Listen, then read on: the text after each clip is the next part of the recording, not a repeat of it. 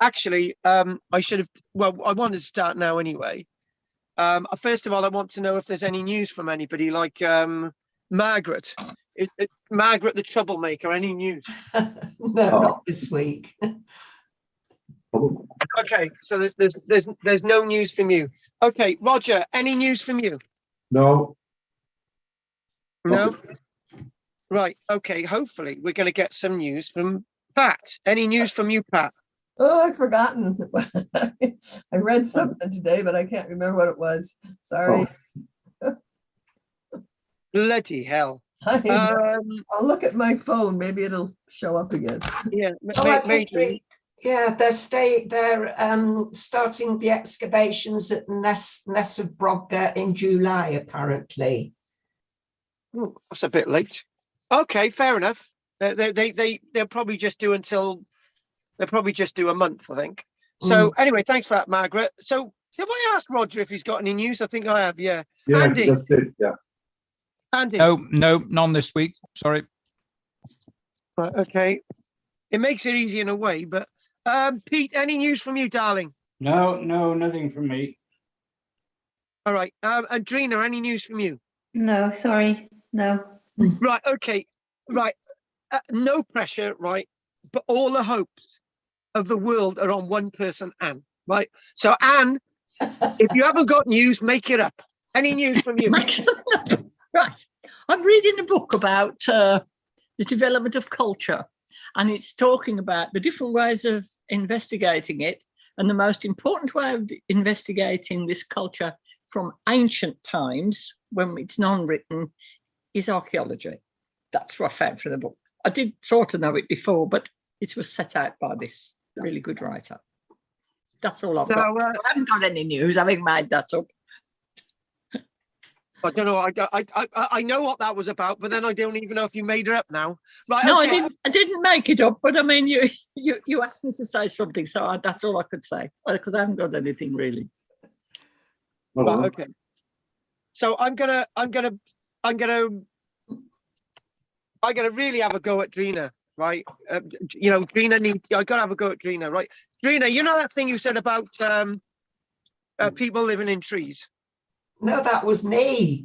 Oh, I gotta have a go at Drina anyway. She didn't even come up with the idea, right?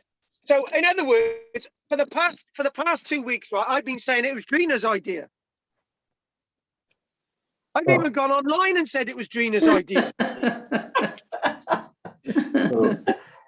it's only me that says things like that. Silly things. No, but it wasn't silly. It's been an absolutely no. It's not silly at all. It was absolutely a groundbreaking idea, and it's something that I'd never come across in all my years of archaeology. Why have we never lived up trees? And I'll tell you two things. Well, I've spoken extensively, and we did a bit of a ditty last week, and what have you, right? But I had my class down here last night, and not in a caravan, in a cafe, and we all sat around drinking away at CBD drinks. I didn't know what CBD was until everybody was really happy and smiling in the room. But anyway, a can of CBD costing £7. I thought there was something odd about it. Anyway, after a while, I brought in this idea about living in trees. Now, we don't not going to need to go over it because we mentioned this in detail last week. And then somebody turned around and said, I went around the room and I said, what do you think? And they said, oh, it sounds like a good idea. And I said, somebody come up with something and say that you don't think is a good idea. Anyway, the person who said that they weren't too sure, but it's neither here nor there, right? Then I actually came up with, before that, I come up with the idea how you could probably work out that people may have lived in trees in the past, which I'm going to come on to in a moment, which we didn't do last week. We're going to do the archaeological evidence of how we might know that people lived in trees, right? Yeah. However, then she turned around and said, the same woman, she said, actually, Charlotte Church has got a property around here. It's going to be very strange what I'm about to tell you. I said, what? They've decided that because she's got part of her land is on a slope and it's full of trees, they're going to get people to live in tree houses.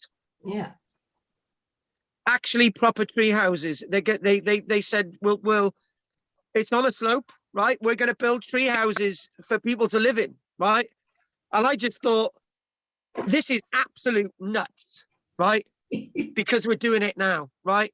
Yeah. Now, the one thing we must never do, Margaret, and this is your idea, is infer, is think about what we do today. Did they do it in the past? What we got to do is think about what they did in the past, right? But it's gone the way around. It's gone the other way around. You've suggested something, and I've asked somebody who used to live in a tree for 2 years of their life, and I thought, right, okay. But then somebody says, oh, actually, they've got a Charlotte Church's land, which is on a slope. They got people living in a tree, and I thought, this is so bizarre, right? So, but it's not bizarre. We did limpet mounds last week, and none of you said it was bizarre, but that's bizarre. Archaeology is meant to be bizarre. It's exploratory, but right. But one thing that we're going to do tonight, we're going to continue reading a little bit out of this little book here, right? So we're going to do that. And next thing, the other thing I want to do is I want us to examine microliths, right? And I also want us to discuss primeval woodland, right? Primeval forests and what they mean. Yeah. So for me to be able to do this next bit and to give you an idea how we might be able to understand if people did live in trees or not, let's give you some of the archaeological evidence, right? This is either going to make you think, or you're going to think, oh, right, what the hell is he on about, right? So let's just, we've got to think, right? So if we go, hang on, if we go back to that there. Okay, is it coming up? Come up, yeah. These are actually called microliths. We're going to be doing microliths today. And these microliths, some of them, are actually the size of your little piggy finger. Yeah? Oh. Now, shut up, Roger. Oh, I am told Roger to shut up for weeks. Shut up, Roger. Right, anyway, so people, some of you have gone field walking. Roger's gone field walking, I think, with me, and Andy's gone field walking, and I think, there's only 8 of us tonight, so I don't know who else has been field walking. Basically, going into a field, picking up artifacts. That's another lecture, right? Now, when you go field walking, I might turn around to say to people, right, we're going to have these boxes, right? A box that's 10 meters by 10 meters and another box 10 meters by 10 meters. And Roger's going to go in that box there, box A. Andy's going to go in box B. And Andy is only going to pick up bits of pottery, right? And if there's any flint there, he's got to leave them on the ground, right? Because all we're interested in is the pottery in that field. I know it sounds bizarre, but this is how you got to get a sample. I've told you to pick up pottery, Roger. Why are you picking up the flint, right? However, you might get exercises in the field that there's nothing, yeah, except for 2 bits of archaeological evidence. Now, those 2 bits of archaeological evidence, the first bit of archaeological evidence might actually be flints like this, which are clearly from the Mesolithic period, from approximately 11,000 years ago, going to 8,000 years ago, and they're still used in the Neolithic period. They're still used in the Bronze Age, and they're still used much later as well. They're even using obsidian, the flint equivalent in North America, in the American Civil War. So, except the point is that we get loads of microliths in the Mesolithic period, end of vis-a-vis loads in the microlithic period, more than any other period. This is why they're things that we would associate with the microlithic period, right? So the only stuff that we're finding on this novel day, and I've had it, is flint microliths. That's the only thing we're finding in the field. I've only told you to pick up flints, right? But you're not picking up anything else. So I said, right, pick up everything else, and you're not picking up anything else. You're only picking up flints, except for one other type of artifact, right? And this other type of artifact, which I haven't actually done the research on to get an image, but daub, right? We're going to type in daub there, right? See if we get an image of daub. Okay, yeah. there's daub, right? Now, daub, or the equivalent of daub, is sometimes formed at the bottom of fires, right?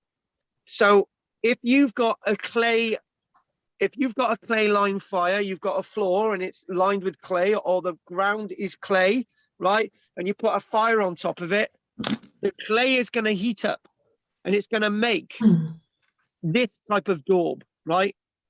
Now, the point is, if we go back to the microliths, if you're in a field and the only stuff that you're finding is bits of daub, bits of clay that have been heated up, and bits of these, right?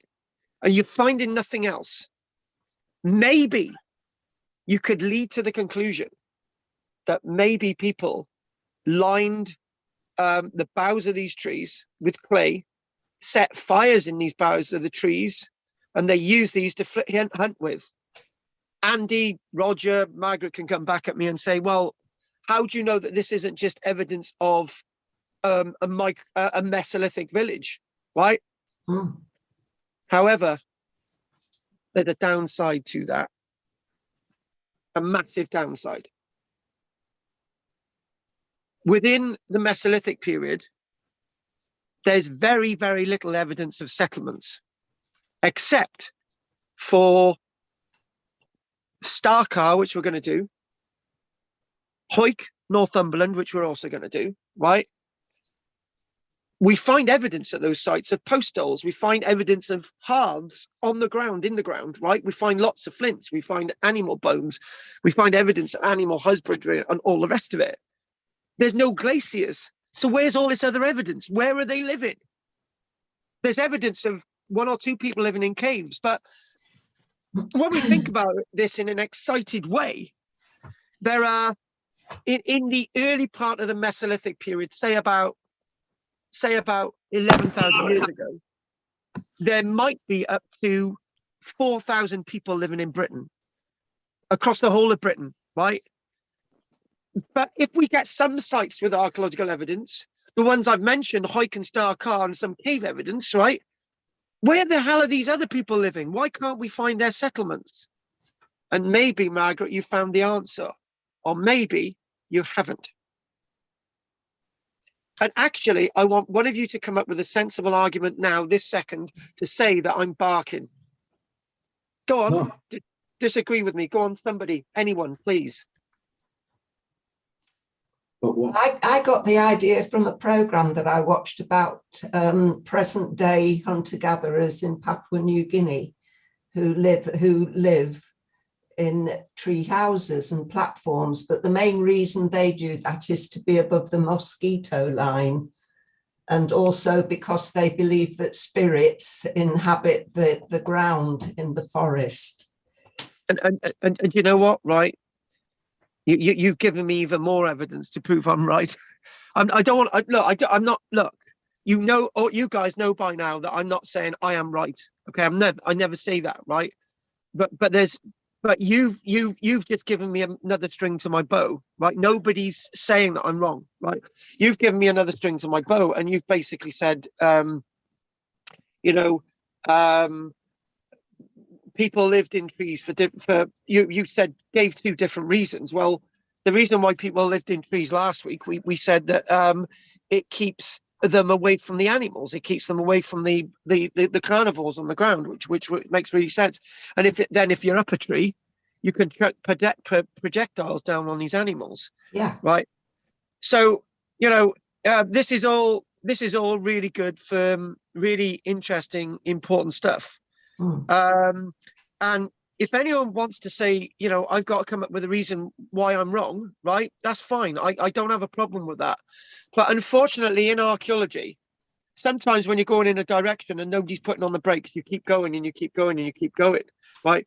Am I wrong? Am I wrong? And you keep going and keep going. And you know what I said to, I've got in my one class up here, I've got three members of the class are actually 17-year-olds, and they go into university to do archaeology. And I said, I tell you what, if you do archaeology in university, examine this thing that I've told you, right? Try and do an assignment on it. Try and, nobody's doing this. Go out and take it. Give this idea and use it. You can make a name for yourself, because I've never come across it. I just wondered if they found many animal bones from the Mesolithic period. They found loads of them. They have found bucket loads of bones, right? But this is not necessarily associated with settlements. They're out there, but Margaret, right? There's a yin and yang there, right? And the yin and yang is, and I don't know if this is an experience Andy's had, but this is one that I say to people: whatever you do, don't pick up any bones when you're going field walking, right? Because you might be picking up a bone that's from the Mesolithic period. You might be picking up a bone that's from Shanks's pony last week. You might be picking up a bone that's from the medieval period. And then you've got all these bones and you've got to try and date them, right? Well, just bear with me. I just wondered if, because my idea was that the Mesolithic people could be up on a platform in a tree, and it would give them an advantage over the animals below.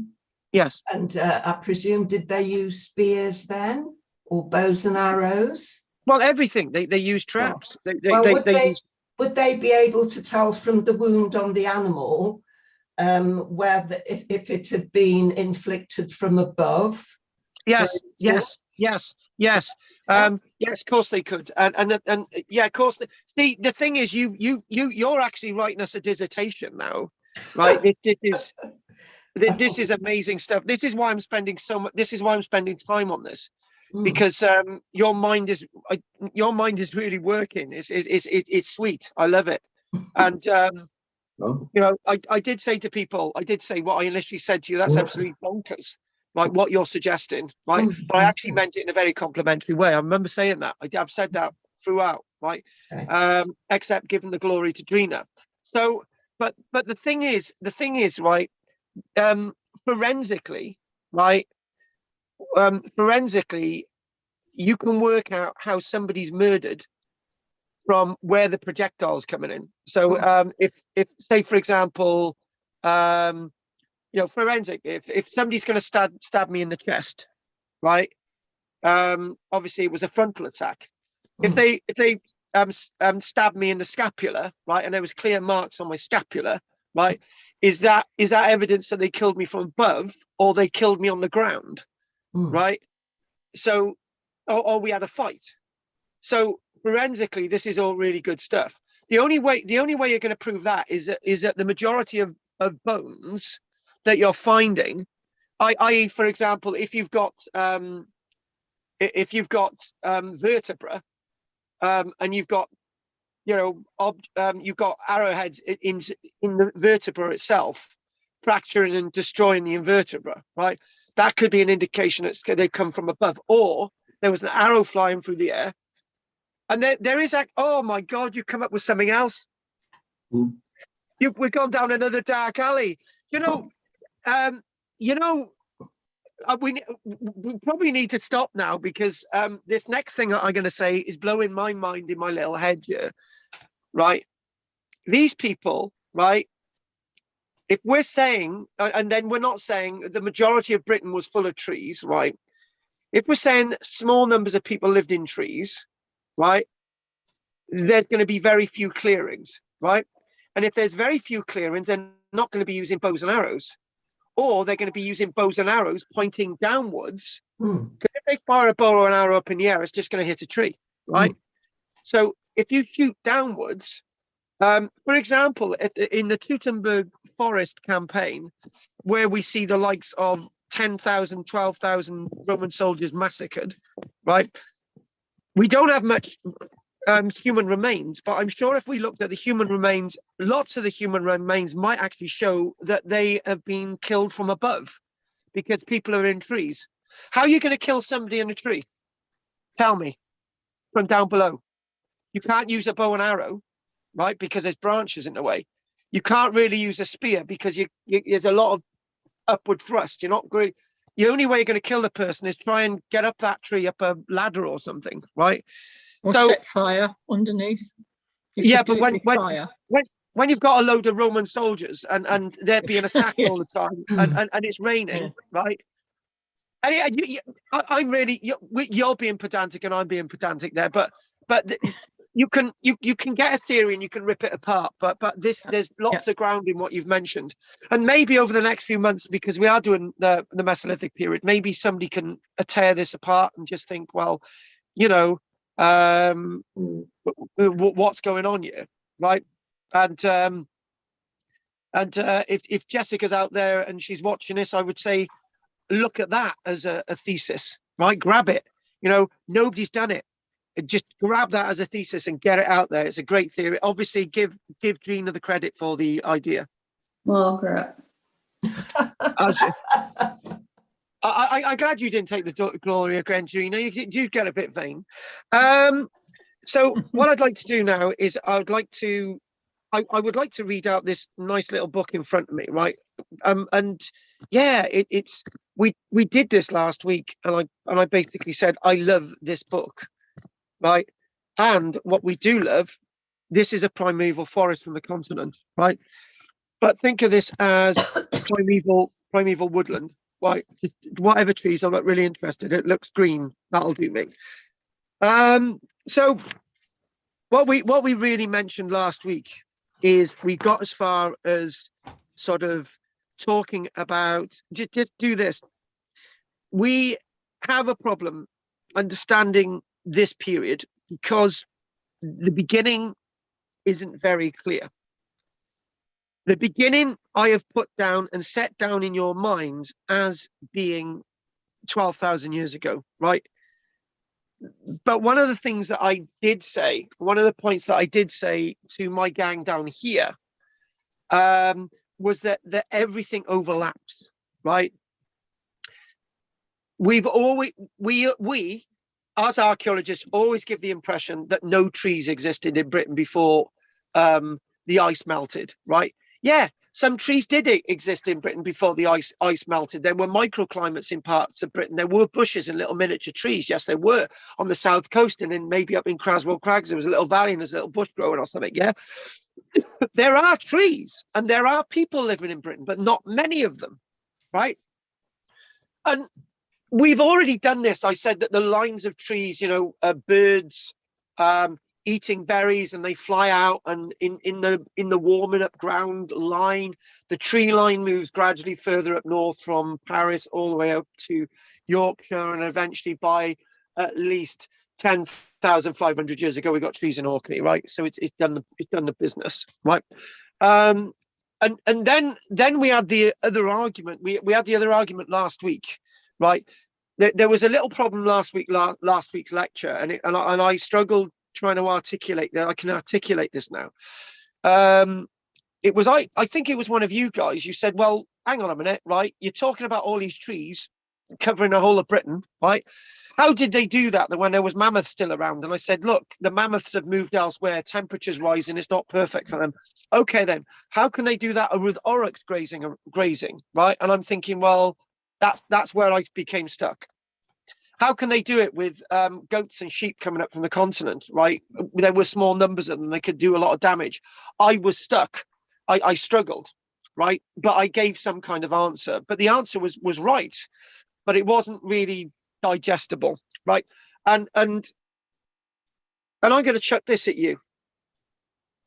This is clear. For some reason, there weren't many animals out there at all. Because if there had been, we wouldn't have got these great woodlands and forests. And you know, Margaret said, you know, where's all the evidence?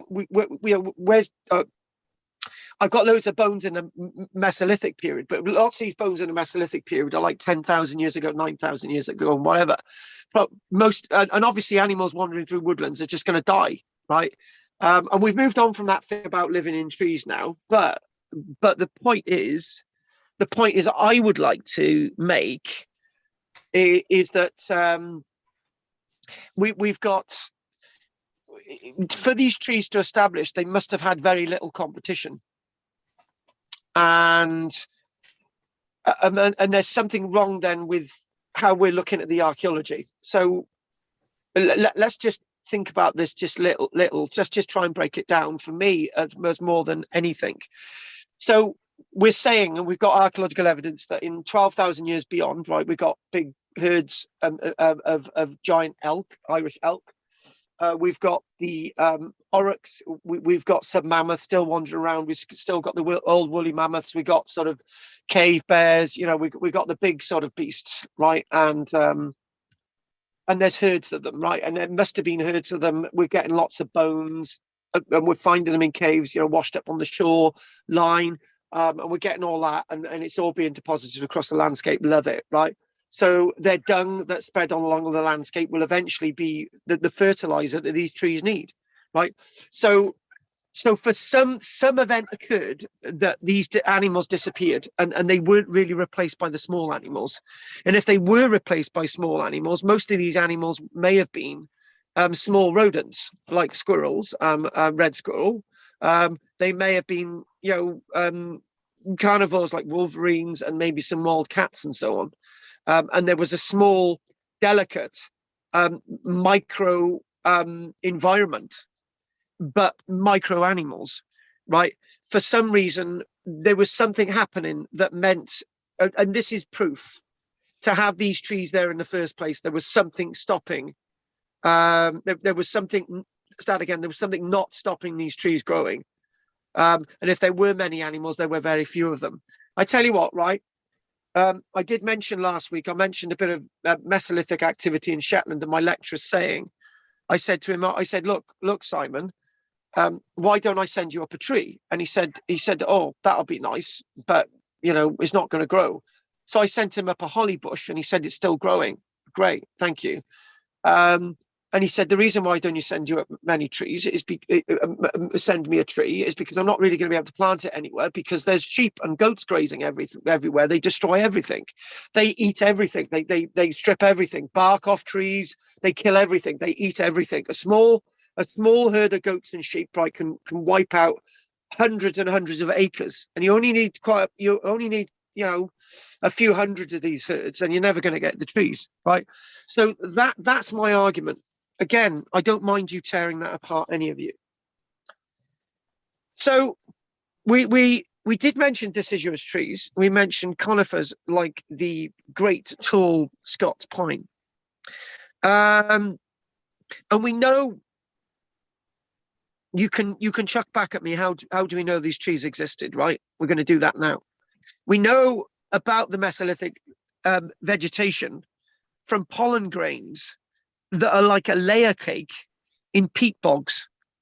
Eventually what's happening is there would be, you know, there would be areas that would be felled by human beings and so on. And eventually, you know, the pollen would blow in and it would create in the peat bogs, or the water level would be rising and peat bogs would form and the trees would die off. All those different processes, right?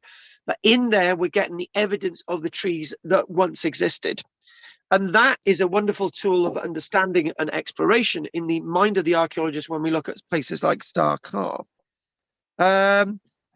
Sadly, the scholarly literature often gives the impression of that, you know, these people were very much wandering across this landscape, and they really weren't. There were small groups of people struggling within the margins of this land, and there were people living in these islands, but very small numbers of these people before the people from the continent came over. I don't know what people said. Peter said, he said, you know, are these Celts? And we're going to use this in a proper way this time. He said, are these people Celts? And I would say, no, Pete, they're not Celts. These people are people of all different types of whatever, you know, small groups of people, right? This, you know, a group of people might have traveled all the way from Greece, right? They may have actually traveled all the way over from Siberia. They may have actually traveled from Spain, right? So what we've got this great intercourse of humanity, but the best thing that they can do is follow the river margins and so on. And that's where we came a cropper last week, wasn't it? When we said, well, they've got to cut down the trees, these trees that have got 3 or 4 meter across girths, right? And we said, well, and then Margaret said, why did you just live in the trees? That's where we came into full fruition. But obviously these trees are slowly being cut down. And what we usually see is with this landscape and these people, they are slowly starting to come across tools and trading tools, right? But you know what, guys? There was a flaw. There's a flaw in something that I said last week. I discovered it last night, and this is actually the gold theory, right? And Andy, we're going to talk sensibly about gold for once, right? This is the gold theory, right? And it goes as follows. If you I've kept the image there because it's a really nice image. Let's just see. Oh, there we go. It's called the gold theory, right? Now, at some stage in our history in Britain, right, gold started to become scarce. That's a fact. It started to become scarce. At one point, there was loads of gold around, and the next point there wasn't. Right now, there's a correlation. There's a correlation between gold and trees, right?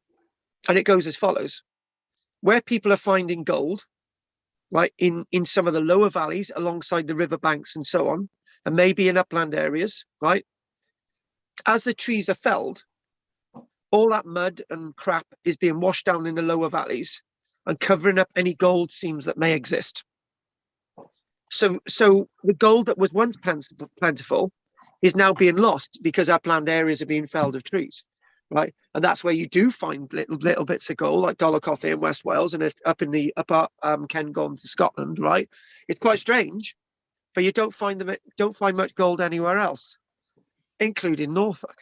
But this is the thing. This is exactly the point, right? And the point, folks, is that sometimes, right? Sometimes, love that image there. Let's just get onto that one. Look at that, nice, love it.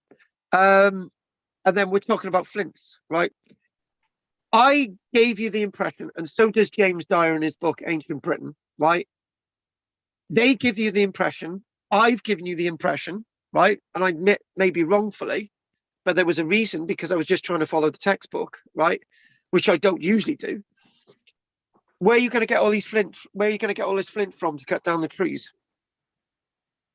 Because the flint itself is going to be under the earth, right? It's going to be stored in the riverbanks, right?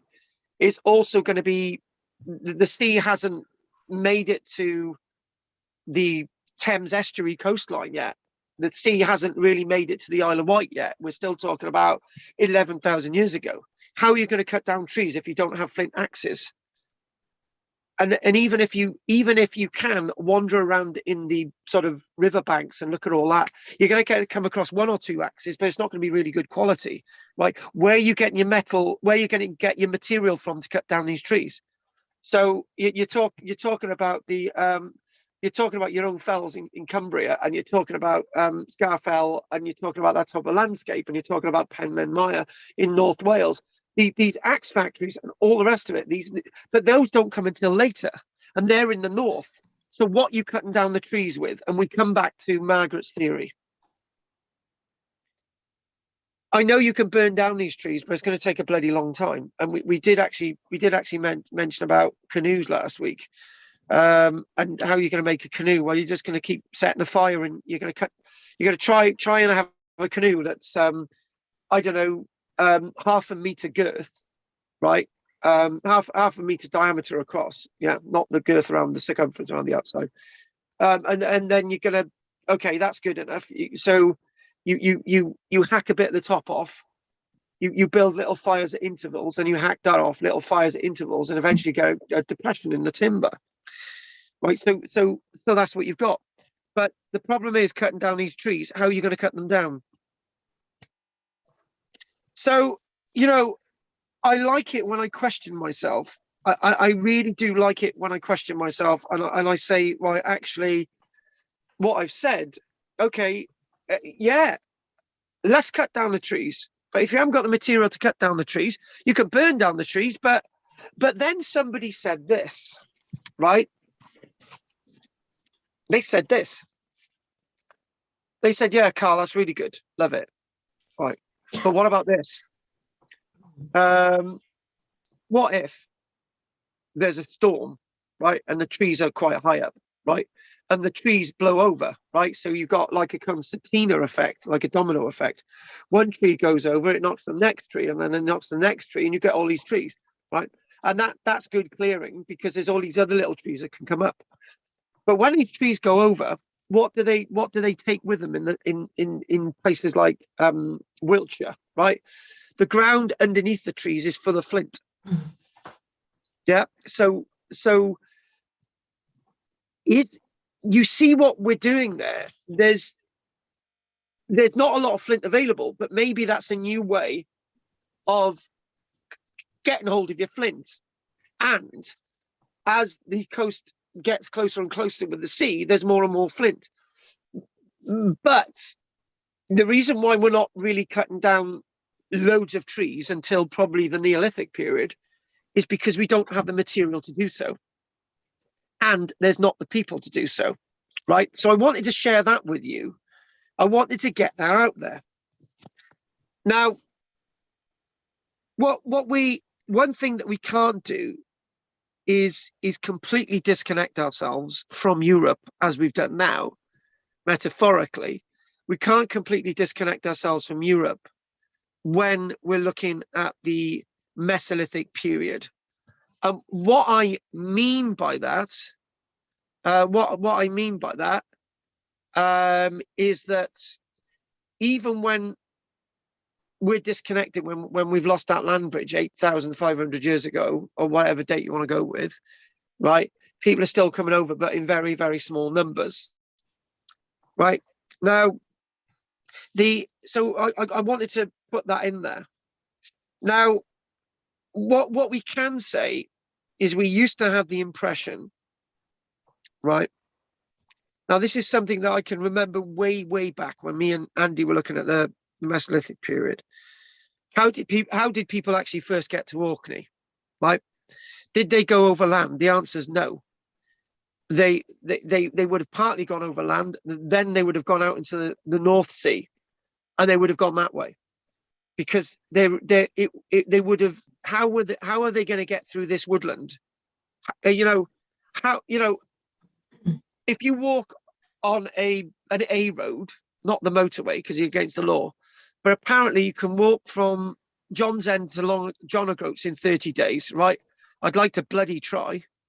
No, I wouldn't. It would take 30 trees, but there's 30 trees, 30 days, right? Apparently. But you can do it on roads. That's what roads are for. And funnily enough, there's no trees in the middle of a road, right? So you're not going to be able to do it back in the day because there's trees everywhere. And why do you keep walking through the trees? Why do you need? So what we might see, and this is a really, really important point, right? Where all those pine martins are, and hedgehogs and beavers and foxes and badgers and all the rest of it, right?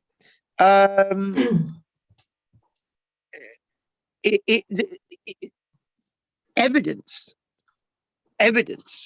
that people haven't felled many trees in Britain or got rid of the trees is that they've ended up in Orkney because there's nowhere else to go because there's trees every bloody where, right?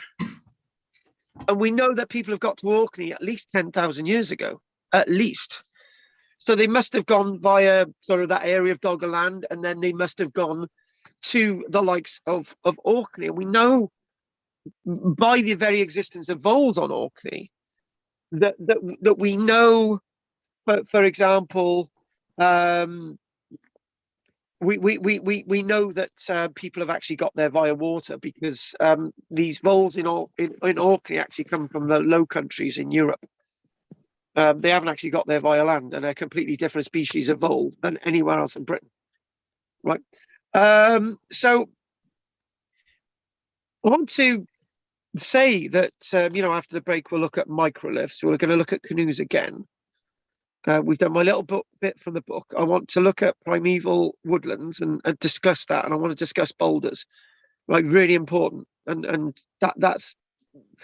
primeval woodlands are really, really important. I'm going to get an image up here of Berrydale Wood and just a boulder woodland. And that'll be really good to look at that sort of bit of primevalism, discuss what primeval woodlands are, and these microlith things. But one thing I wanted to say, right? One thing I wanted to say, sort of get this in your minds. And we haven't got David today, which is a shame, big shame. We haven't got Dave. He's going to be away, isn't he? So I want us to get the sketchboard on. I'm going to do something that you're already aware of today. You've seen it before, but I'm going to chuck it on the board. Basically, it's something called zones, right? I know we've done this. I put this on the board last week, right? We're just going to do it again. Basically, the idea of zones. So basically, you've got this primeval woodland, right? You've got primeval woodland and forest. Probably a place that human beings didn't go because it was just too dangerous. Then you've got areas of clearings. And that you've got areas that people live, right? Now, if you get that, primeval, clearings, and lived, right? You've got that in order. There's just 3 zones in my book, right? In the Neolithic period, it gets really, really complicated, right? So what we're going to do, we're going to take something from this book, and I think this is going to take a little bit longer than I thought, right? Can I just mention something that somebody mentioned to me a couple of days ago? Right? Did you know a badger is capable of killing a child? We always think that badgers are really nice little creatures that you can give hugs and kisses to, like my baldric. But badgers can kill children, little children. Right? I thought I'd mention that. So, which is very tragic. But what I wanted to say is when we go for a list of dangerous animals, right? We never ever mention badgers. A beaver can kill you. Well, I don't think a pine marten can. They're nice little fluffy black things that run around in trees. But maybe they were giant pine martens. Now, this next thing is something that I might need you to challenge me with. I was saying I want you to challenge me. Right? I want you to see why I don't believe with this, why I don't really believe what I'm about to tell you. Right? I can't find it in there, but it doesn't matter. So what we usually see in most books, it uses the word the Mesolithic period is a period of hunter-gatherers. And some other authors like Neil Oliver and me would say that there's lots of farming going on. We discussed farming last week, limpets farming, right? We did do that last week, right? But most archaeologists would say, no, farming is Neolithic period. This is a period of hunter-gatherers, right? If it's a period of hunter-gatherers, like why are people living at Star-Car? There's been a great debate about Star-Car since Gordon Child's excavations. And Gordon Child would argue that it was a seasonal place, right? I don't go with seasonality, right? Star-Car.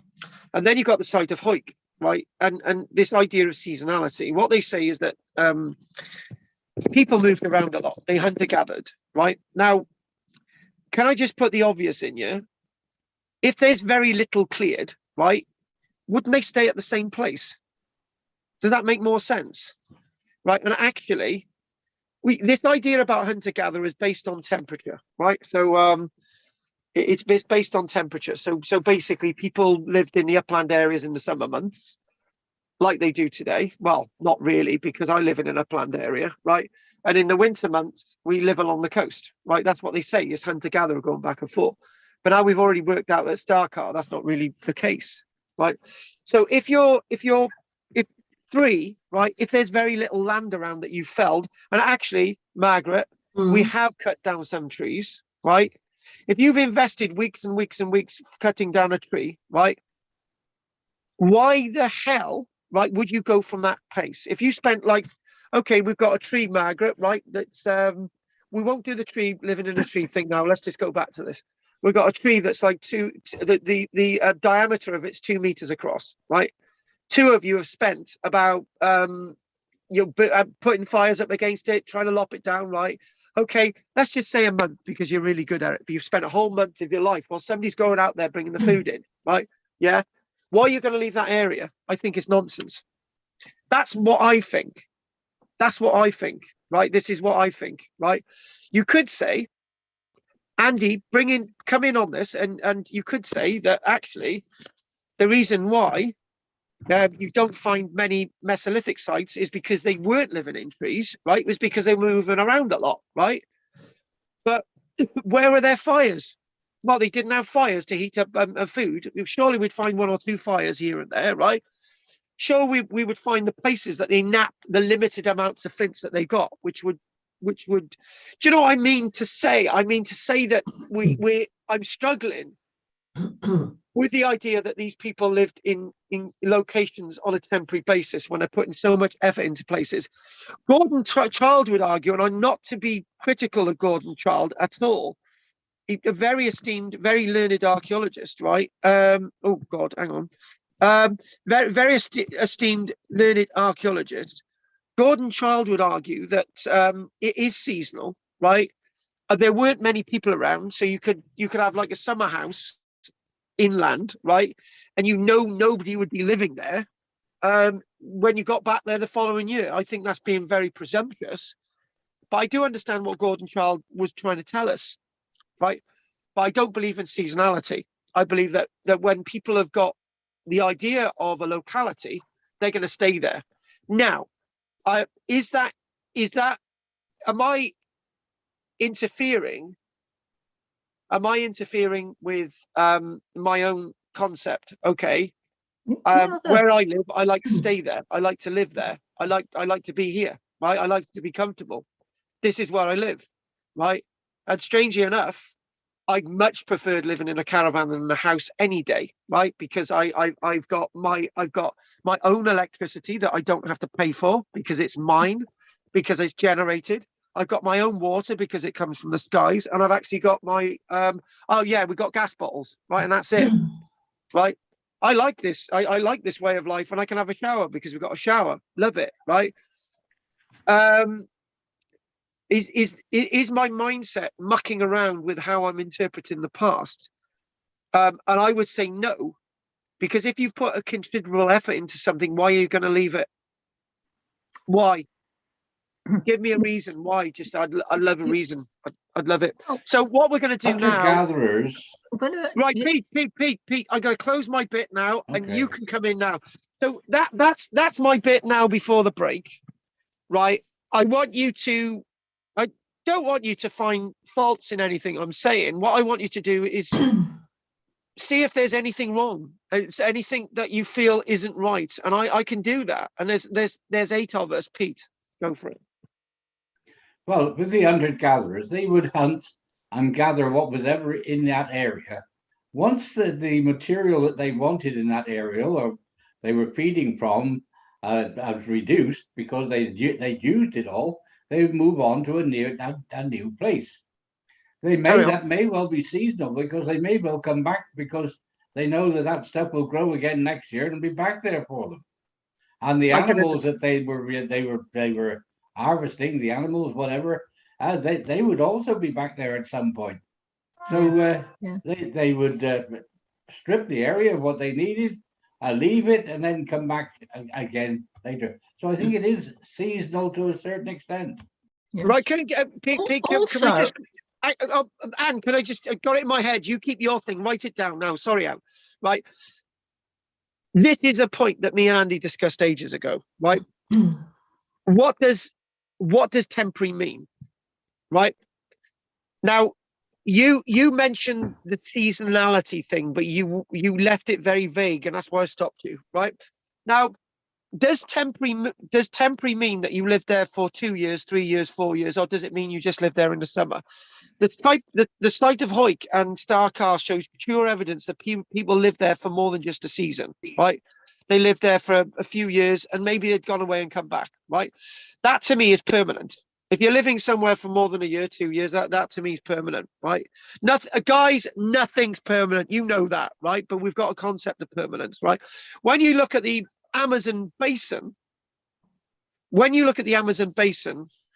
what you do see, my friends, is people are living one place 1 year. They're living there for 7 years, and they say, right, guys, we're going over there, right? We're just going to move down the road, right? But for those 7 years, that's permanent. Pete, come back at me with that, and then Anne.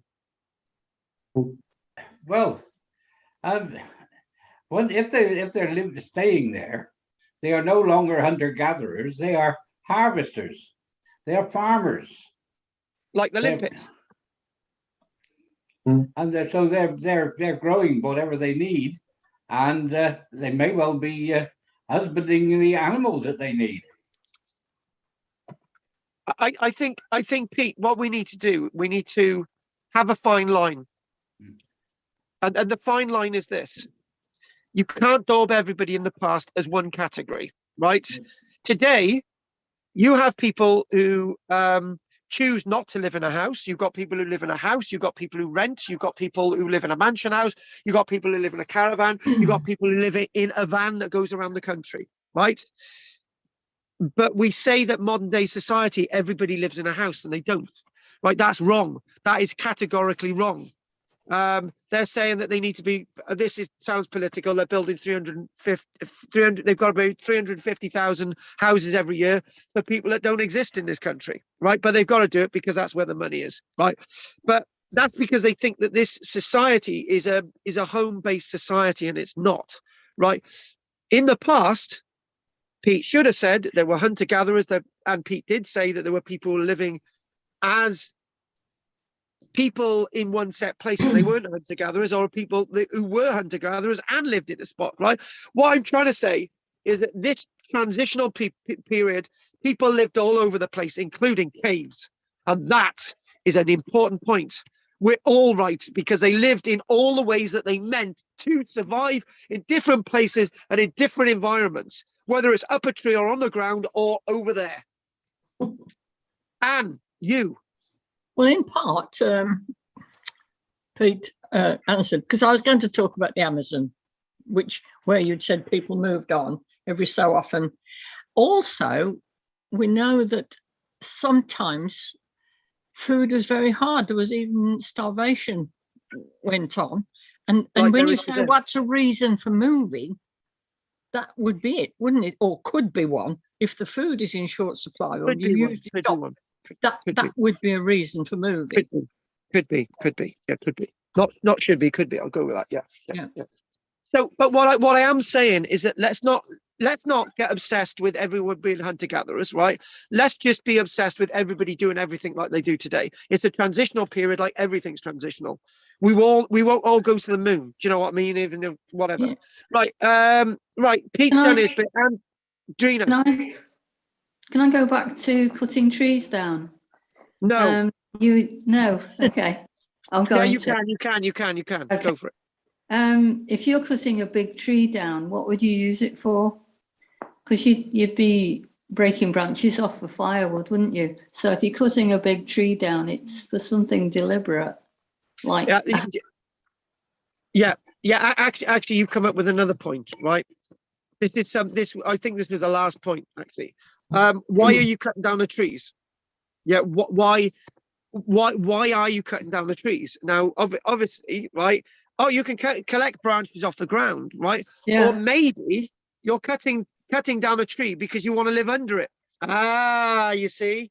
So are you just cutting down trees as a clearing because there's loads of food around anyway, because they don't do it in the tropical rainforest, do they? So, what is going on here? And I think everything's going on, and it's really diverse, and it's really interesting, it's fascinating. Anything else, Trina? No, that was it. I was just curious. A thin tree or a thick tree take longer. The trees they'd be cutting down they would be using for their shelters. So they're cutting saplings and things, not big trees. Yeah. So why are they down saplings? Yes, I agree. But why are they cutting down the big trees as well? Because you can't clear that woodland and forest without getting rid of the big trees. And both of everything that we said is correct. And I think it's as diverse as that. Why would they Yeah. expend all that effort to cut down a big tree which they could not use afterwards? Yeah. This has been a question. Why would you, if these things were as tall as redwoods that can be 50, 60, 70 meters high, right? You know, why are you cutting them down? But they would have had to have been cut down eventually because they're not with us today. And most of these massive mega trees were gone by the Roman period. Why? Exactly. So there's some things that we don't understand and get. The other thing as well is, right, if you cut down a massive tree, you're also going to take out dozens and dozens of trees with it as it falls down. And that is well, we mentioned that earlier on, the domino effect. You cut down this massive tree and it's going to go bump, bump, bump, bump, bump. All those trees are going to go down, right? So Peter, the reason for cutting down a tree was so all the others would go down, and that's a fact, because the woodland in associated with with this landscape is really condensed. Right. Okay. Who else have we got? We've have we done Margaret? We haven't listened to her gob yet. Have we done you, Margaret? Do you know, I've been reading about modern day hunter-gatherers, as you know. Tell us And, more. We want to know more. Go for it. Well, I've been reading about the Australian Aborigines, and they've actually found evidence that they've always been considered hunter-gatherer people, but they did actually do farming. They have found evidence of agriculture. Yes. But before the Brits, when the Brits came, they denied all of this because they wanted the land to colonize. So they've always said, no, they were hunter-gatherers. They didn't do farming. But there has been evidence found that they had banana plantations and animal husbandry. All of this was going on. Yeah. Do you know what? That's the political history of our world, that it's just been hidden from us and so on. And couldn't big animals knock a lot of trees down? Well, where did they come from? Because they were already gone. But you know. No, but initially they've made. You see animal tracks in woodland, don't you? You do. Eventually, they would wear down. Yeah, there would be wear on the trees, and you know, not in a massive degree. I'm not really going to be sold on that one. But yeah, there are going to be tracks within woodlands that are going to keep, you know, those pathways open.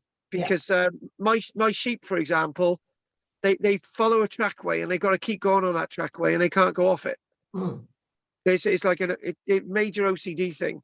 Now they're well suited with me around. Right. Okay. Andy. I'm very confused by the forests in this period, because the general theory is that that man came along, chopped all the trees down, and started to grow crops later on and all the rest of it. But when you look at the animals that were here, and I agree, there can't have been many early on, otherwise there wouldn't be any trees, that they were, you know, all those animals, the oryx, the elk, the deer, are all grazers, and they would kill the young tree saplings. So I'm a bit confused as to how and who or what did the damage. And I mean, if you go back to that, we've talked about it a couple of times, the Yellowstone Park experiment, where they put the wolves in and moved the bison and I think it was red deer, wasn't it, up into the tree line. But you're thinking, but they're in the tree line, so why are the trees still there? If they're going to be eating all the food that's in there, all the young saplings growing through, I mean, all right, there'll be a limited amount. Sorry, go ahead. Yeah, I'm with you. I'm listening. Yeah, go on.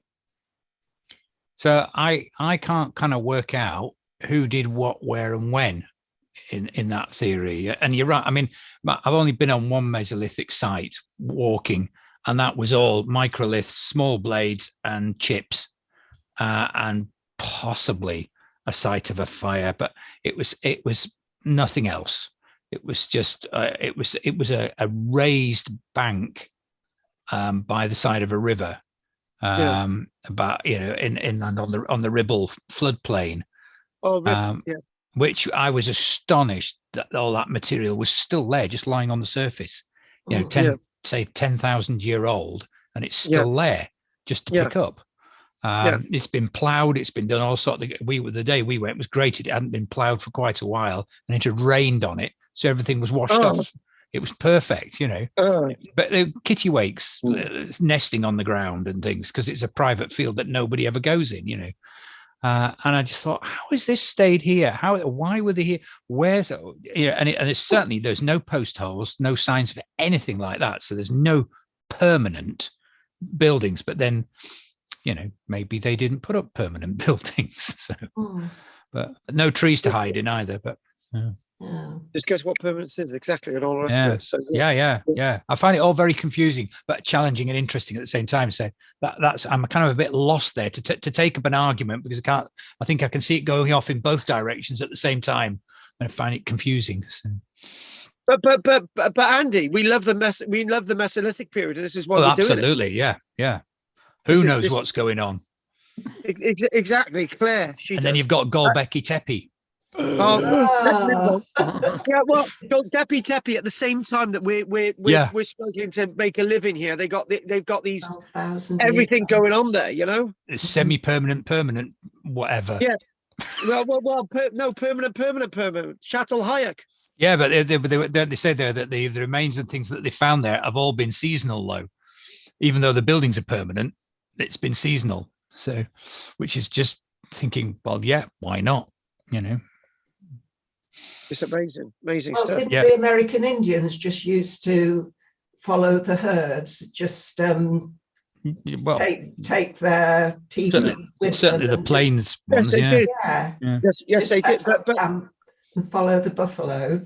But obviously, there's lots more area that's clear there. It's right. Okay. Then back to what Andy said. Right, back to what I'm saying. Right, everybody says that you can walk, that you could have been a squirrel, and you could have gone from the tip of Sicily all the way to the Orkney Isles in the tree line, right?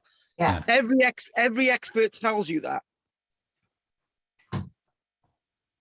And Andy has said something today, and I think I know what he's talking about. But then I would say that we do have the evidence that we've got. That we've got pollen out there, so it's a bit odd, isn't it? Yeah, it is. I mean, look at the Lake District. No bloody trees because of sheep. Exactly. Yeah. So Pat, anything you'd like to say quick? No, it's all a mystery to me. I started thinking about the dinosaurs, but that was too long ago to wipe out things. Yeah, exactly. Exactly. You've got to just look at the evidence, like you keep saying, don't you? Yeah, that's right. Exactly, we do. Yeah. So okay, we're gonna have a break now. It's 8:49. We've gone well into it now. Yes.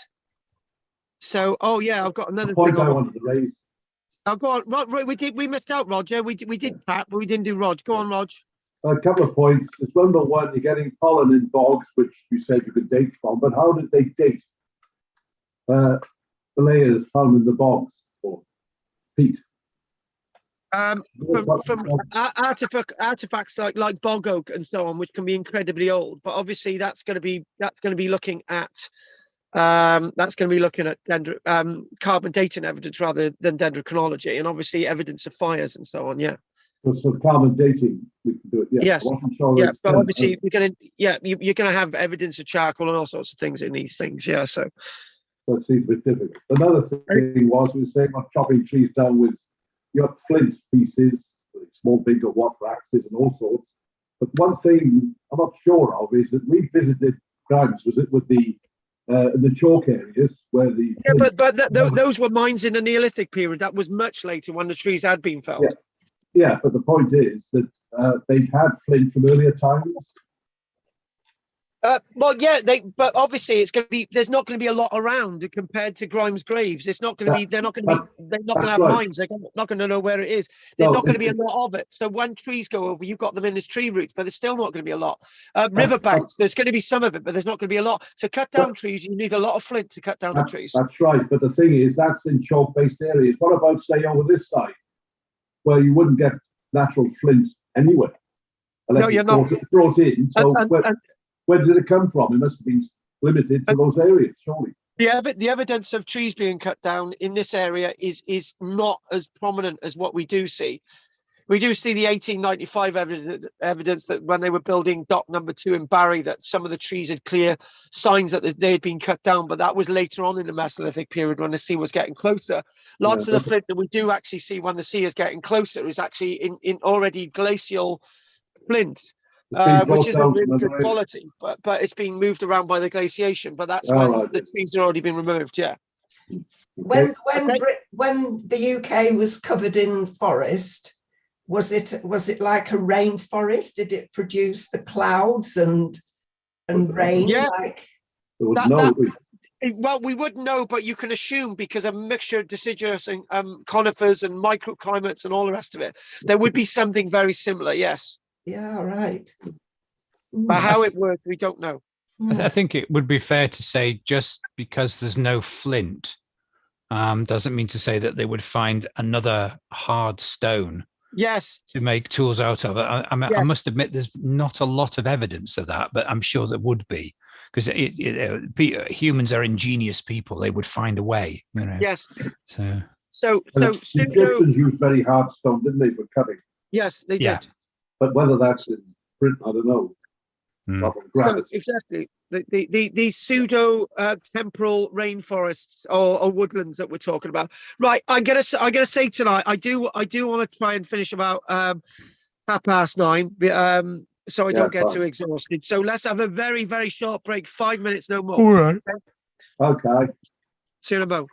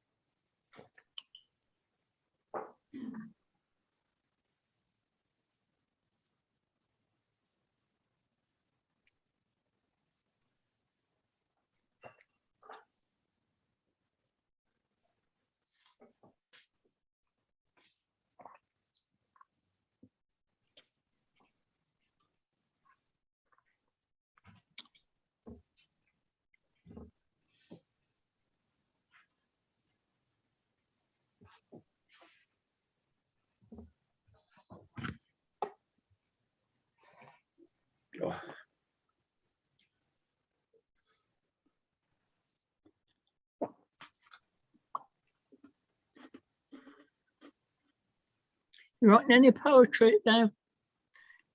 What's that? I say, you writing any poetry at this moment? You got anything on? No, no. Did I ever give you Tanners and Bobs? Beg your pardon? Did I ever give you Tanners and Bobs? Tanners and Bobs. Oh, Yeah, yes. it's a poem. Oh, is it? It's about the new, the changing, going back to the imperial measures. No. Right. Go on That then. again, that's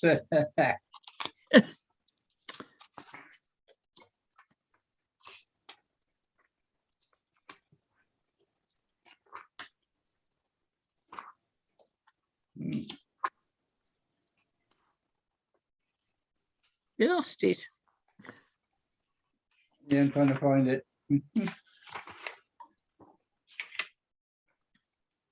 Up here somewhere.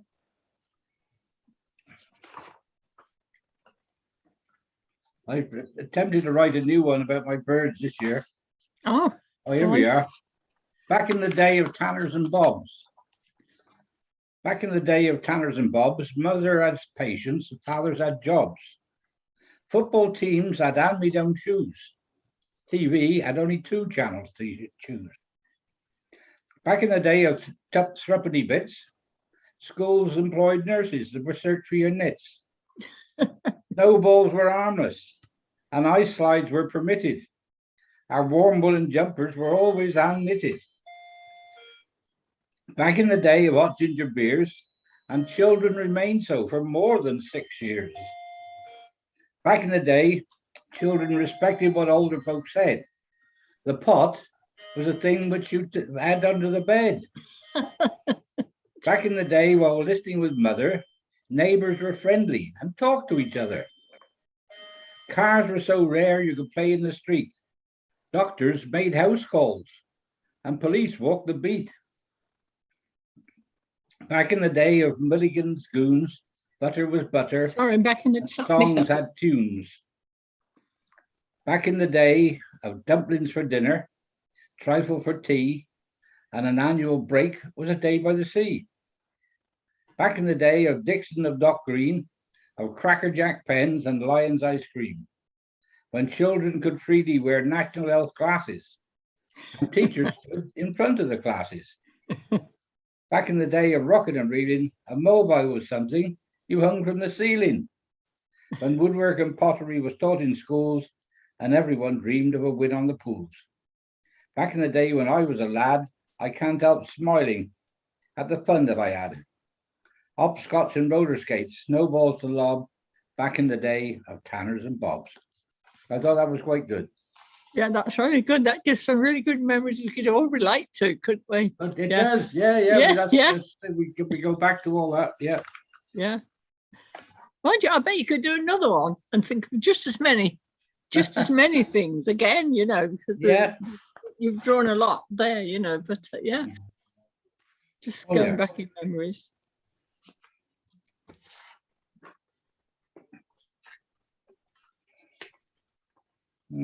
There we are.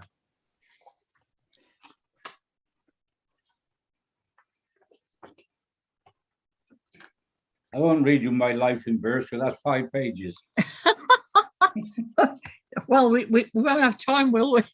Hang on a minute, that's not long then, Pete, is it? 5 You have pages? to do it in serial, a few lines each week. Right. Okay. Are we ready? My gay band. Mm-hmm. Good. Are you? We're all gay friends together, I think, particularly Roger. Do you know? I was wandering through the street saying, "I'm a queer pirate," and they're all clapping. No, you didn't. Don't. John.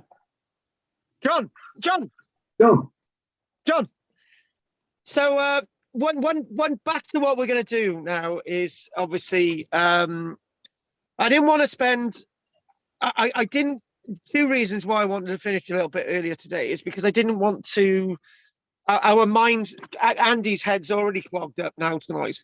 I didn't want to clog it up too much, but there's a couple of more issues I wanted to look at. I want to look at these microliths, the idea of primeval woodland, and I just wanted to mention Berrydale in Orkney. So we technically we've got two things there to look at.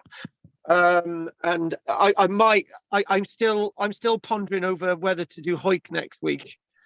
I don't want to do Starcar yet, but there's a hell of a lot to do in the Mesolithic period, as I said. Lots of really interesting things.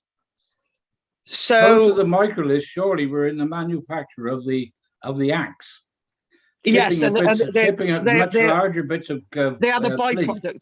They are the byproduct. Byproduct, yes, right. So you're So flaking a piece of flint to turn Yes. into a sharp edge. To cut.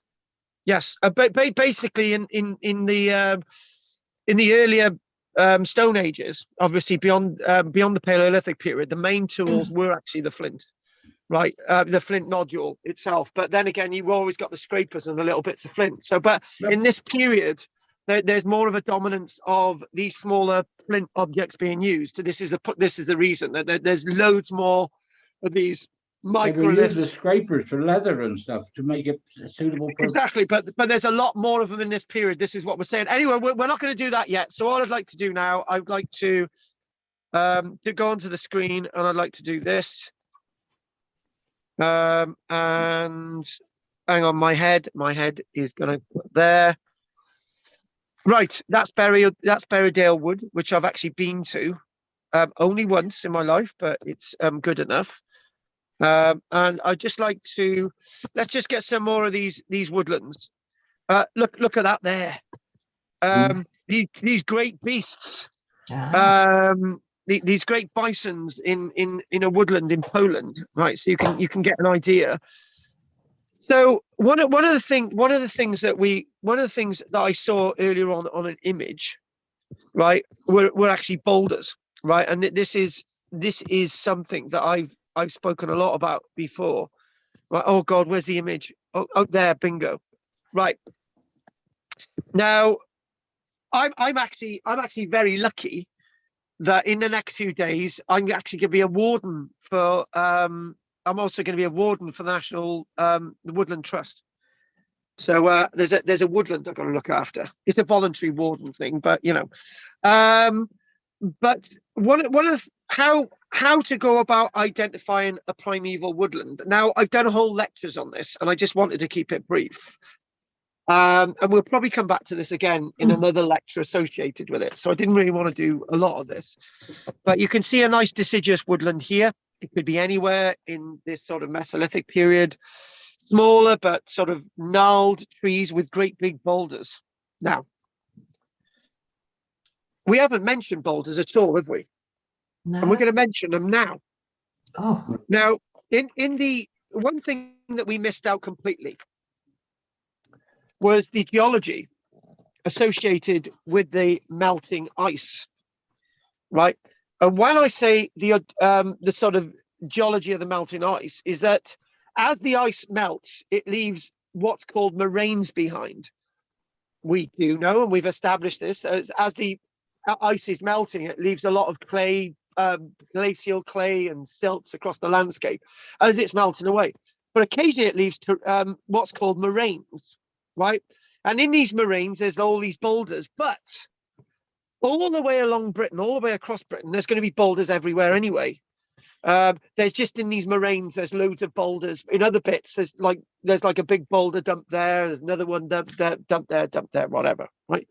So when you're looking for an ancient woodland, a truly ancient woodland, you've got to go into it with your eyes completely open.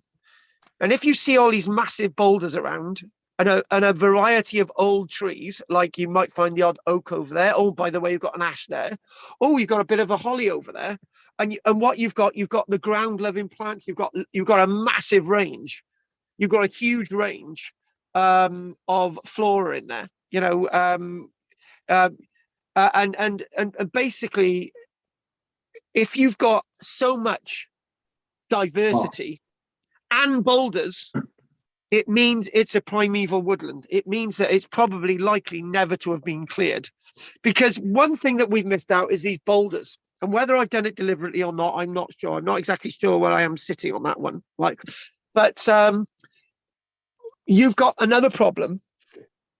Sorry, Margaret, you've got another problem that when you clear the trees, or if you live in the trees, but when you've got all these boulders around. So if you're gonna clear land for agriculture, right, you've got to get rid of the boulders as well. You've got to get rid of all these stones and crap that's littering the landscape, right? So not only have we got loads of trees to get rid of, we've got all these boulders to get rid of, right? But you accommodate them. You accommodate them, Karl. Hang on a minute. Margaret, you can come in on that in a minute, right? You can accommodate them, right? But however, all I'm doing, Margaret, now is trying to give you the difference between a primeval woodland and a woodland that people say is primeval, right? So if you wandered through a woodland today and there's no boulders about and there's no stones and you've got some nice flora on the ground and you've got a nice variety of trees, right? It's not a primeval or ancient woodland. It's either been planted or has naturally reseeded, because all those boulders that once existed had been moved because it was once an agricultural landscape. This is a massively important clue for archaeology, right? If you go into a woodland and there's no boulders, right, it means that it's been occupied or something's happened in that woodland sometime in the past, right? And all the boulders have been removed as well as all the trees, right? So Margaret said, why didn't you accommodate the boulders? Yeah, you could accommodate the boulders, but if you're going to plow a whole field, right, you can't have these boulders in the way. That is the point, right? So boulder woodlands are very good places to actually give you a glimpse of a primeval woodland, a really ancient woodland. We've probably only got, in fact, if I said that we've got 5 primeval woodlands in the whole of Britain, right, and asked me to name 2, I would probably name 2 and that would be it, because they're very, very rare. They're very rare because most of our country's been cleared of the trees and the boulders removed for agriculture, right? Vis-a-vis what something Andy was on about earlier on. Margaret, what would you like to say there before we move on to Berrydale Wood? Well, it's just that there's a fabulous woodland in the Kentmere Valley, not far from here. And it's full of these big glacial boulders. And they've built them in, they're so huge, they can't be moved. So they're part of the landscape and they're part of the walls. Farmers have done perimeter walls and included them, and even houses, because they're just too big to move. So they just work around them or with them. So in a way, you've given a demonstration of something that has almost wanted to remain old, and we've just struggled with what's there, which is a very, very good point. And yeah, I'm not saying that you're always going to remove the boulders, but in most cases, the boulders are in the way. You've given an example where they've been accommodated, right? But yeah, it's horses for courses, isn't it? It's horses for courses. I'm glad you challenged me there. So the one thing I'd like to do next is, that was by the Woodland Trust, and I would like to go there. And Berrydale Wood.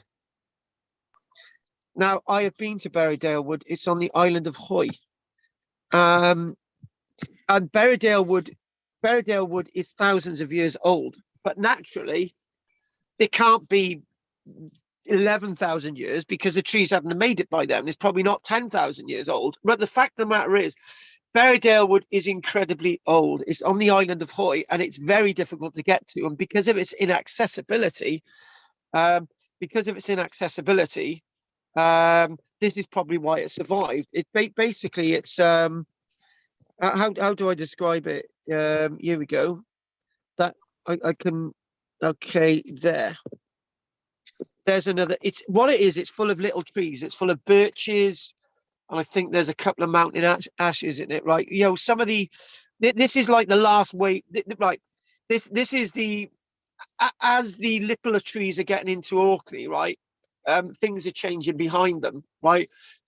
Trees are being cut down and so on, because obviously by about 10,000, 10,500 years ago. But the one thing about Berrydale Wood is that it's got lots of boulders in it. It's got lots of little trees. It's completely isolated, and it's like going on another planet. It's such an amazing experience, and I know I've done a whole lecture on it, but I wanted to chuck Berrydale in there as an example of what I believe to be a primeval woodland. So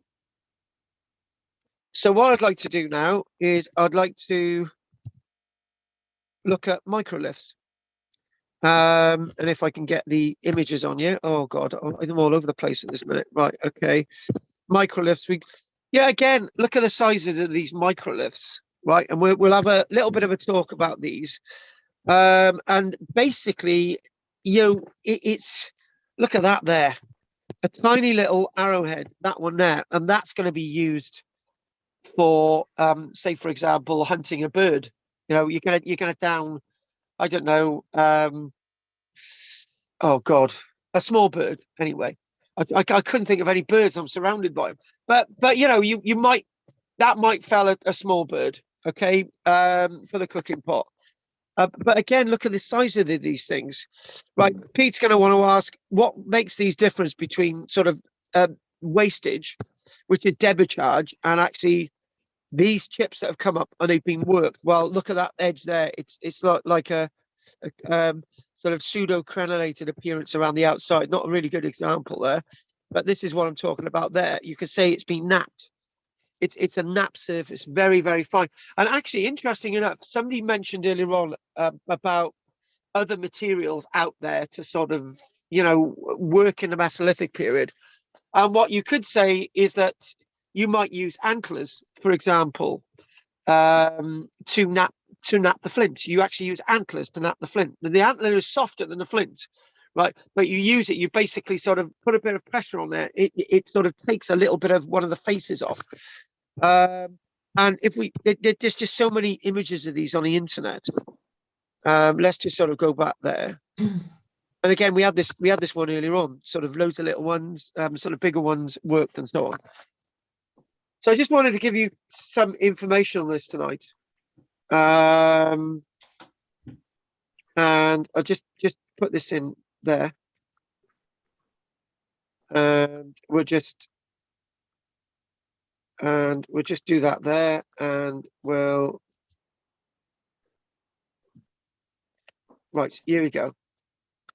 Now, the one thing about microliths is that they're going to be incredibly difficult to date, because they're flint, and the only way that we can work there from a certain period is because they've been found in layers which have been dated, or they've been found with other artifacts that have been carbon dated. So you can't carbon date a flint, right? But what you can do is carbon date an antler. You can carbon date a fire that the flint's been found around in connection with that layer. But flints themselves are really, really specific to, these microliths are really specific to that Mesolithic period, even though they're being used before and after. There's so many of them, right? Except I'm going to give you a story. Do you know what? I haven't told this story for ages. I was speaking to a chap this one time, and he was massively into archaeology, and he said to me, I want to tell you this story. It makes me look like a right idiot, he said about himself. So I said, okay, tell me the story. He said he went in a field in Turkey, right? And he didn't have permission to be in this field in Turkey. So you can imagine that the farmer's going to chase him off with a shotgun or a pitchfork or something, right? But this isn't the way the story is going to go. So he walked across this field, and he was jumping up and down in this field because he was finding all these flints, very similar to some of the small ones that we've been found. He was jumping, going, oh my God, I found all these flints, right? And he was making so much noise that the farmer in the next field came into the field that he was standing. And they had a conversation. So the Turkish farmer must have been able to speak English, because this guy couldn't speak any Turkish, right? So he said, "Oh my God, look at these flints." And the farmer said, "Oh, that's wicked. I've been looking for them." And the guy said, "Oh yeah, they're your property." And the farmer said, "Yeah, I know they're my property." And the guy said, "Oh, I got loads of them here." So he started picking up, like, he didn't have a bucket with him. That's ridiculous. You're not going to go on a holiday with a bucket. But he had handfuls of them. He had them in his pockets and everything. And the farmer said, "Oh, can you empty your pockets?" And the guy thought he was in deep trouble now, right? But don't empty your pockets in this field. Empty your pockets in the other field, right? So the farmer took him over to a board that had two bits of chain connected to it, and it was face down. So the farmer said, "Will you help me turn this board around the other way?" And the guy thought, right, I'm okay now. He was asking me to help with something. He's okay. And in this board, right, they were actually set in this board flints, thousands of flints, like these microliths. Each one of these had been, well, some of them had been worked, some of them hadn't been, right? And the farmer said, "You know those flints that you've got in your pocket, right? Can you put them on the board, right?" And the farmer taught him a lesson. He didn't have a go at him for being in his field. He said, "You look at some of the flints," and there was glue on some of the flints. And the guy who was collecting the flints, he said, "Oh, he actually thought that it was resin, that, Mesolithic resin or whatever resin, right?" And the farmer said, "No, it's modern glue. What we do, we set these sharp flints into this board, and those two chains are connected to a yoke, and it's dragged across a field.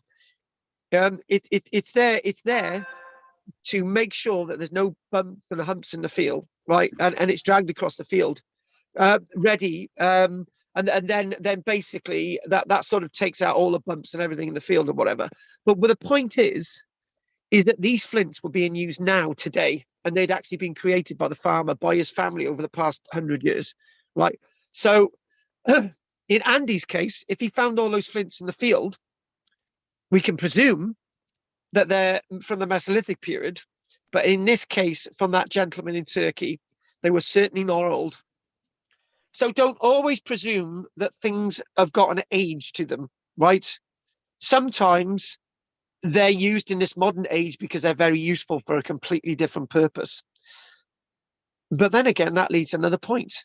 How do we know that they didn't use the same type of instrument, a plank of wood, and dragged it across the field in the past to help flatten the field, to harrow the field? They thought, they could have done that in the past. Maybe it's the same thing. If we go back to that image again, so we taught ourselves a lesson there. So if we go back to this, right? How do we know that all those were all used for hunting? How do we know that they were used for skins? They may have been used for some kind of agricultural practice. They may have actually been used for harpoons. That one there has actually been used to make a little bit of hole in a bit of leather, so you could put a little bit of rope or string through it, or you're trying to create an item of clothing. These microliths have got so many different intriguing uses, and we'll be coming across the microliths many, many times over the next few months, definitely. So I want to come up with another image. Just so many of them on the internet. Look at the beautiful drawing there. Absolutely great, fantastic. I've actually come across, in my travels in archaeology, I've not really come across many microliths. It's mainly flints from the Neolithic period, right? So again, we've mentioned ideas about dating, right? We know, for example, that microliths are not common just to Great Britain. They've been used in Australia. Microliths have been found being used in Asia, Africa, all over Europe. Similar forms of microliths being found in North America, obsidian, but there is flint in North America as well. And these microliths have been used for over 35,000 years, but in particular with our period in Britain, they're from, as I say, a specific period in time. Microliths are produced from either a small blade, a micro blade, or a larger blade-like piece of flint, basically by retouching it and basically making the edge like this. The microliths themselves are sufficiently worked so as to be distinguished from the material that Peter was on about earlier on. Now, this is a really good point. We need to be very specific. So, in the Paleolithic period, they used axes, right? And they did use little bits of flint like this, but not as many. And we know that because they've got finds. They got mounds of debutage, flint waste. They got little mounds there, little mounds of flint, right, which have never been reused again. So they've been knapped, and what they need to use is the axe. So all those little bits there, all that little bit of waste, right, is just left there. So that's how we know, Pete, that they used mainly axes in the past. They used some of these flints, but they didn't use many of them. So when we get into the Mesolithic period, they're predominantly using this toolkit. They're using all of these for loads of different things, right? That's what makes a difference. That's what makes a big difference. They use flint against flint to nap it to make it into the tool that they need. Well, actually, Pete, you don't. You actually use an antler head. I don't think that would work. I think you have to use flint against flint. Pete, Okay. you don't want me to show you a video, do you? No, No, Pete. sorry about that, No. I think the antler is too soft to actually damage a piece of flint. Right, actually, Pete, what I'm going to do, I'm not going to do this to embarrass you, right? I just want to get the story right, okay? You could be right in some instances, right? But flint napping, from what I understand,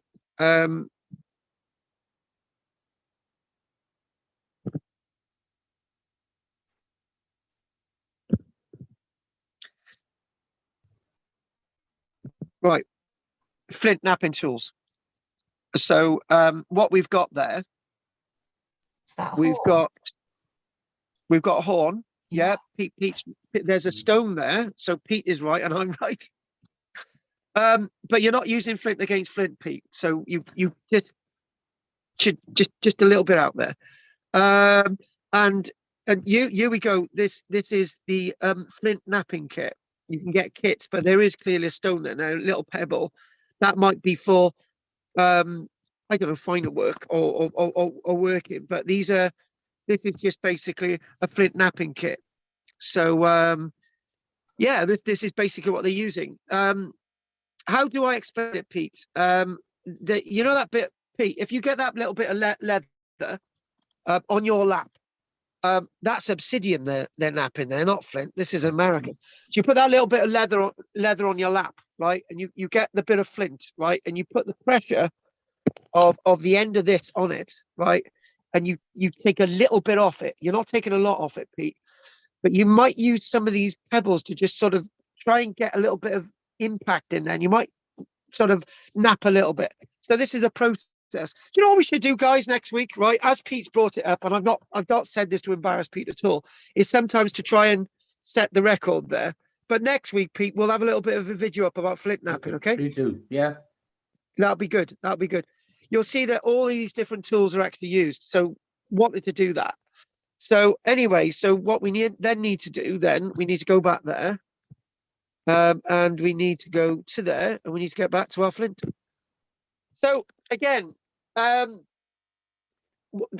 obviously these are all different shapes and types. You know, so what we've got sort of oh God, in my notes here, it's given some words of flints that I've got to bring out. Hang on a minute, it's just sort of okay. Okay, is this going to come? Oh, there we go. Brilliant. That's exactly what I wanted. So, oh, actually, we're going to end on this. We'll do more microliths next week. But so what you've got there, you've got the owl, That's going to be basically for making a hole in leather. You've got a bit of a, it's called a truncated bladelet. You've got all these complicated words. You've got this sort of edged around there. So you could probably use that as a bit of a scraper. You can use that for hunting there if you put it on a shaft. Bladelet, lots of different reasons. Trapezoidal shape, triangular shape, lots of different shapes. It's lunulate. Oh, hang on. Oh God, I've just up the image. You've got these lunulate ones, right? And basically, oh yeah, that image was great, wasn't it? Where is it? Hang on. Go back. We'll go back again. Hang on. Oh damn, we had it. Oh, what did I type in there? Hang on a minute. Oh right, see if we see if we can get back to that one. Oh, I pressed the wrong button. Hang on. Where are we? Oh, hang on. There. There's just so many different ways. Okay, what we got there? Right. Okay, and lots of different ones from different parts of the world. There we go. There. Again, typical textbook. Yeah, it's giving you different names for them as well. Lots of different scrapers, and it sort of tells you the different shapes and forms. And I think what makes this absolutely fascinating is because in this sort of period of the Mesolithic period, they're using these things for basically everything. Basically everything. And I've got a whole list here, and it just goes on pages and pages and pages of information. And what we were going to show, right? I think the image that I wanted to show earlier on was that one. For example, what you're going to do, you're going to have an antler like this, and you're going to cut grooves into it, and you're going to put some resin, and you're going to use this for hunting. You're going to use this for eels, or you're going to use this for fish. This is a harpoon.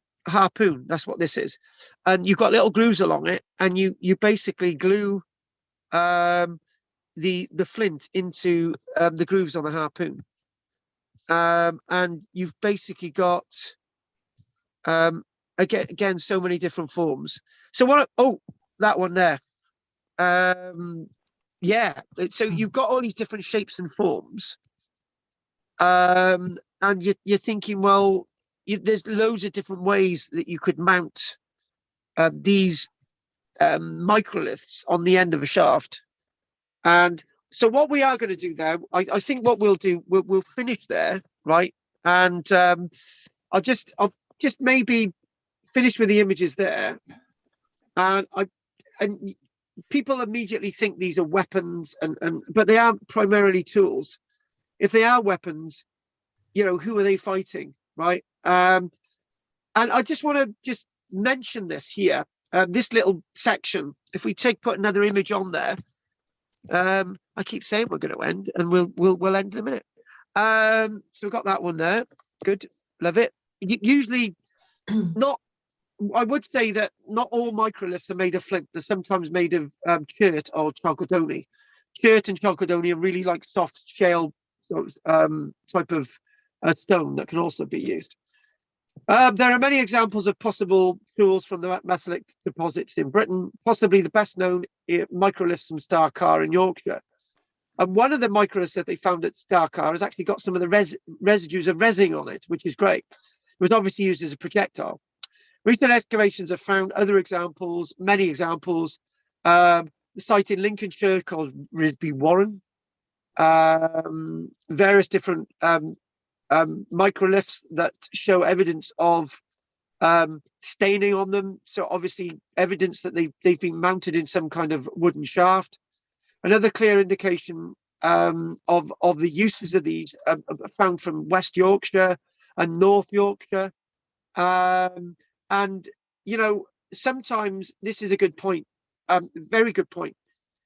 A site known as Ura Moor in North Yorkshire, they say that 25 microliths, which were all very similar, extreme regularity, it says, and symmetry. These indicate that they were used by a hunting party because they're all the same. So it represented the tool, all the arrows from one person. So the study of these microliths across Europe and Great Britain, in general, have revealed that microliths are used for a massive range of different things, different reasons and different purposes. And microliths, again, India, Sri Lanka, Scandinavia, Africa, France, Asia, Australia, all these different places of the world. Massively important, these microliths. I could go on a lot more tonight, but we won't. And we'll just see if there's any questions. So let's just go from there, and we'll just go there and stop that. Are there any questions, folks? No. Right, okay, let's just go through it. Pete, anything from you, darling? No, nothing from me. No. I warn you out. Okay, Drina. No questions. Thank you. My pleasure. Oh, thank you for coming up with that idea of living in trees. Anne. No questions tonight, thank you. The real person who came up with the idea of living in trees, Margaret. Well, I find it really fascinating, all of this.